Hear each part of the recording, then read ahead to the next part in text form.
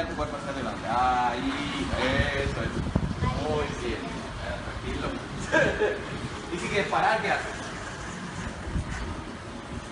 Bueno, tu cuerpo para atrás, y ahora más para adelante. Bien, si te dejas equilibrado, te quedas parado.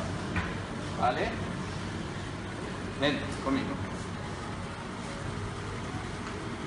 Frena un poquito, frena.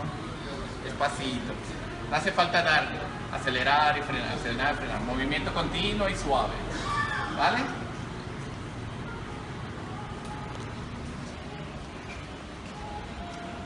Ahora da la vuelta. Más, gira.